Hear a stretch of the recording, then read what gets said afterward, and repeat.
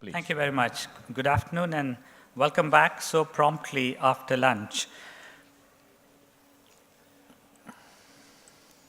This is not moving forward. Yes.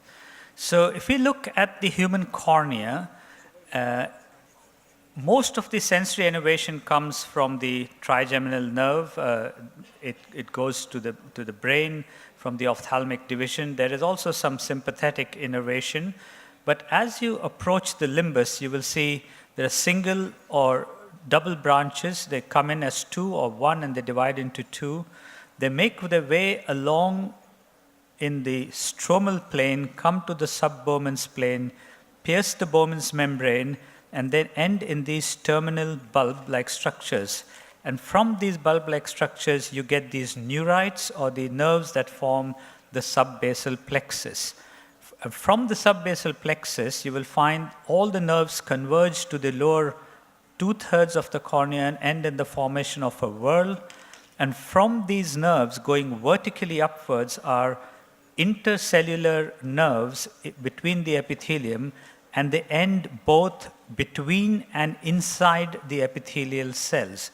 So that is the peripheral microarchitecture of the corneal innervation. It makes the cornea the most sensitive structure in the human body. For example, it is 400 times more sensitive than the skin and 40 times more than the dental pulp. Now, though the cornea is avascular, the corneal nerves regulate the vascularization around the cornea. And what we find is that there are various functions. So there's a corneal nerve over here. It will stimulate blinking and tear production from the lacrimal gland. These tears, they promote the health of the corneal epithelium. From the corneal epithelium, there are trophic factors, the neurotrophins, neuropeptides, and neuromediators, which promote the health of the nerve. And the nerve then releases more trophic factors, which promote the health of the epithelium. So very complex trophic and sensory function is provided by the nerve, the nutritional, the growth support function, and to carry sensations, the protective functions. And when the nerves are irritated, you get intense circumcorneal congestion. So it tells us that maybe there are the sympathetic nerves that are bringing about this dysfunction, or maybe just the sensory nerves through the triple reflex that cause the intense vasodilation in response to injury, so that the cells can now move into the cornea. The term neurotrophic keratopathy started with the understanding that in the literature there are various phrases or terms used to describe the same condition. So non-healing corneal epithelial defect, persistent corneal epithelial defect, slow healing defects, and neurotrophic keratopathy, neurotrophic keratitis, neuropathic keratopathy, neuropathic kerat. All these terms were used to describe more or less the same condition. And we've then considered, as a large group of European doctors, to name it more correctly neurotrophic keratopathy, because inflammation is not the hallmark of the disease, but a damage to the nerves is. And we then defined it, clinically you can call it a persistent epithelial defect, which is any defect that heals and breaks down repeatedly or does not heal at all. But the term neurotrophic keratopathy is a disease related to alterations in corneal nerves, leading to impairment in sensory and trophic function with consequent breakdown of the corneal epithelium, affecting health and integrity of the tear film, epithelial, and stroma. So the hallmark is a decrease or absence in corneal sensation. Without that, you cannot diagnose. So this is a clinical definition. This is the actual scientific definition on the basis of which we would perform our studies and improve our understanding of this condition. Now, there are lots and lots of causes, and I don't expect you to read all of these, but to remember that infections, stem cell deficiency, just paralysis of the nerve higher up in the brain, and surgery, of all kinds of surgery. So systemic causes as well, and local causes. And all of these contribute in some way or the other, including some congenital causes where the nerve sensation is impaired, and this disease can manifest early in life or later in life. What happens is that when the nerves are damaged and the trophic function and or the sensory function is also affected, you get epitheliopathy first. And here is an irregular epithelium. And if you stain it, this is post-LASIK central punctate keratitis. If you look at this and you think, is this dry eye? Often people call it dry eye and it's called post-LASIK dry eye or post-surgical dry eye. But we've had the chance to look at one patient many years after LASIK who died and donated the eyes, and you will find several years later nerve abnormalities in the form of inadequate growth, truncated growth, these coils and loops between the edge of the flap and centrally. At the periphery, the nerves are all normal, as you see here, but within the flap, there are abnormalities in the nerve that persist for life. So whenever we intervene in the cornea surgically, be it refractive or in any other way, we do not leave behind normal corneal nerves. And some of that might manifest in the form of epitheliopathy or other disease, and I'll show you some more evidence for that. The next step is substrate pathology, and you can have combined systemic and nerve problems like in diabetes that affect the corneal substrate, and that means stromal affection and stromal melting has started. So here's an example where the stroma is not going to heal. There's this distinct edge and the epithelium will not grow on diseased stroma, so a persistent effect remains, not because the epithelium is bad, but because the stroma is bad and won't allow the cells to grow. If you look at acanthamoeba keratitis, we heard a lot about this today morning. Here's a trophozoite, here's another trophozoite. They actually feed on the keratocytes. So this is a half-eaten keratocyte.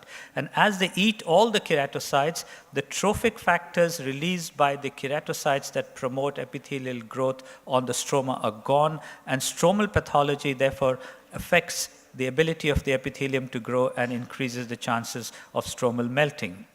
If you look at it this way, that if there is an epithelial defect, which is the key feature in the stromal melting process, either by infection or by trauma or inflammation, then it will attract immune cells, mostly neutrophils and macrophages. It will activate the keratocytes and produce apoptosis or release of cytokines from the activated keratocytes.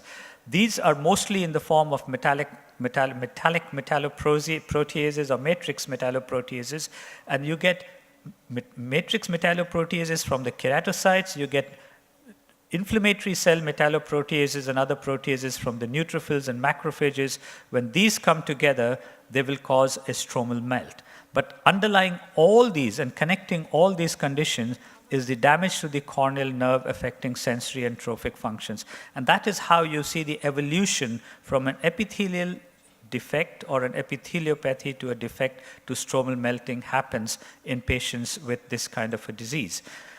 So if you look at it carefully and you clinically now classify it, you get epitheliopathy only without a breakdown, that is mild or stage 1 according to the Mackey's classification, where you get an epithelial defect without stromal involvement, that's moderate, and when you get stromal involvement and melting, that is severe or grade 3 Mackey's grade of neurotrophic keratopathy. And these are some examples of grade 1, grade 2, and grade 3 where the stroma is affected. So no breakdown of epithelium, only epitheliopathy, irregularity, breakdown of epithelium, stromal involvement.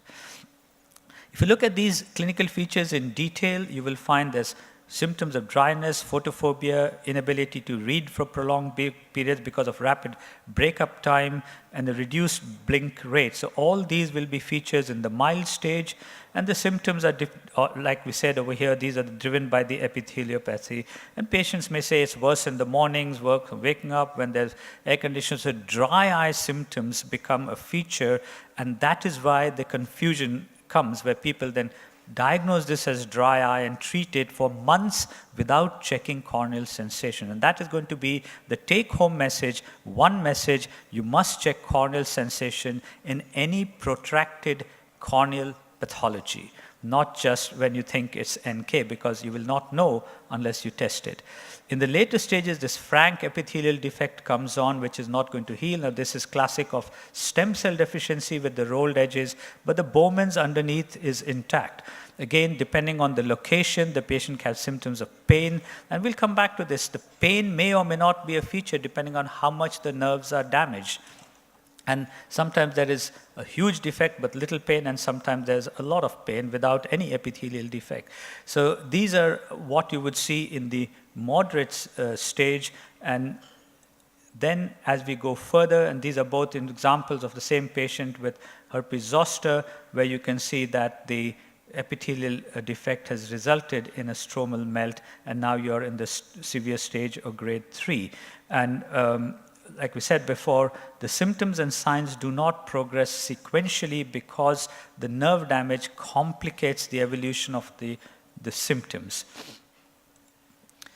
Now, having said all that was the clinical classification, and recently Mario Nubili, Professor Mastro-Pasqua, kindly associated me with this paper where very clearly showed by confocal microscopy and OCT that no matter what the grade, stromal involvement starts right at the very beginning.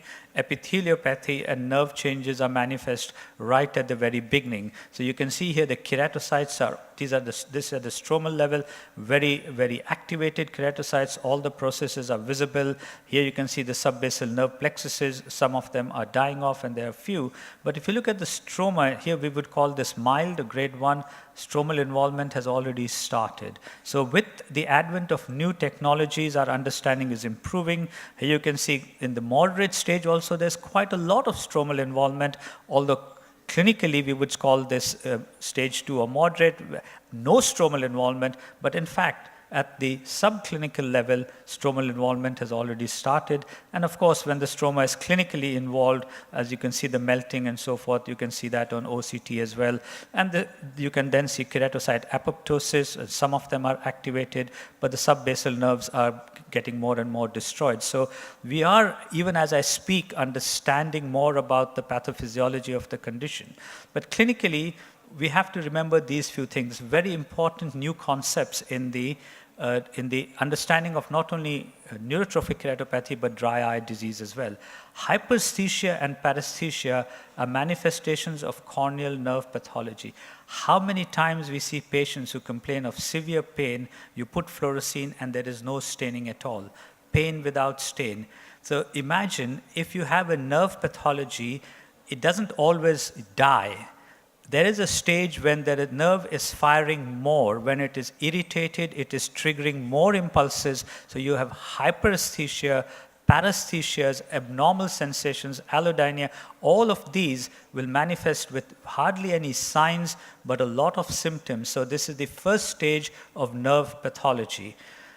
There is likely to be a spectrum from increased and aberrant sensation to decreased sensations and absence of sensation. And recognizing that all of these can be a sequential occurrence of the same disease process is important to understand why some patients present with pain and others with no pain.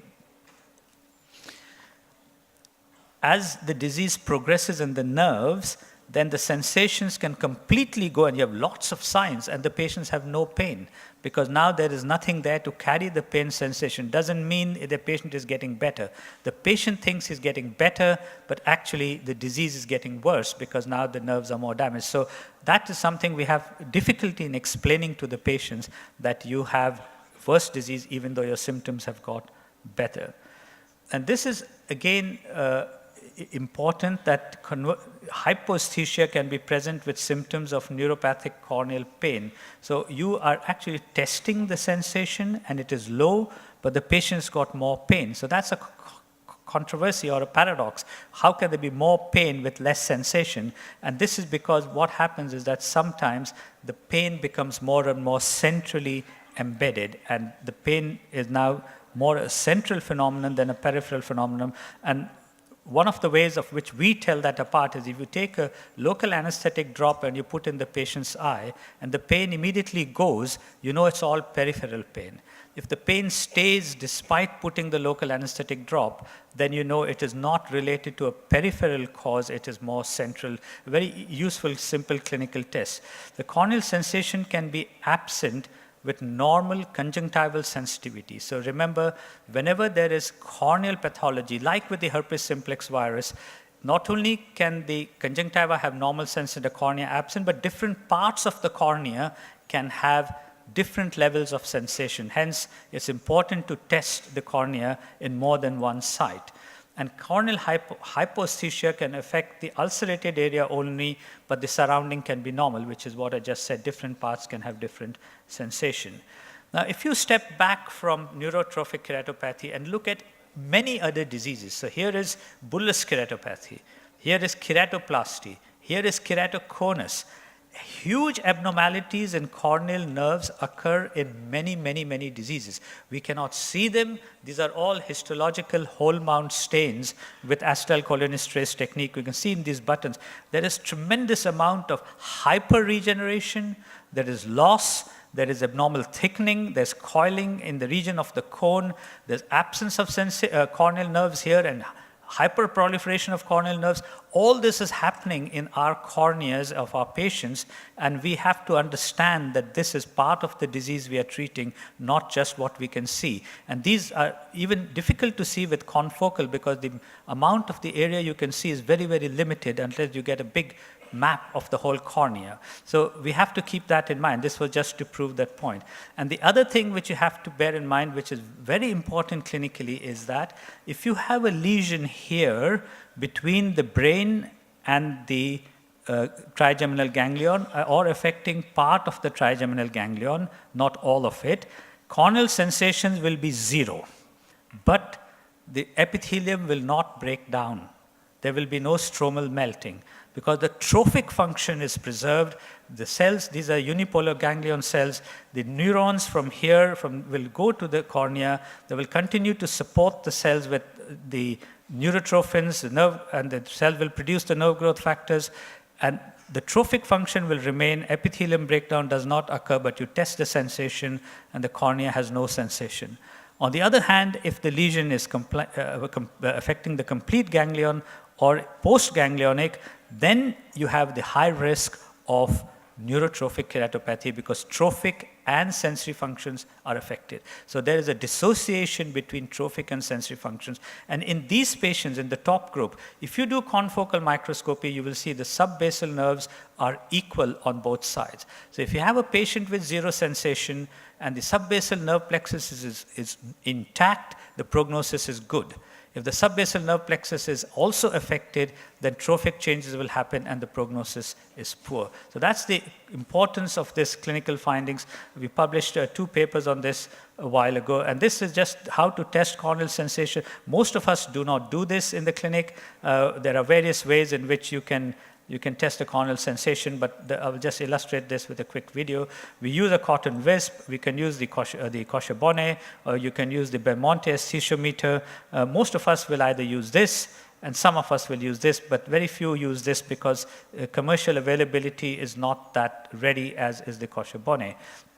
But what you have to do is you have to test different parts of the cornea. So you're testing center. This is complete hyposthesia, okay? You're testing the lower part, you're testing the right, you're testing the left, and you will try and see where the sensations are present. But this is very, very poor. But what happens is that often you come to a stage like this. So, oops, sorry, let's go back one.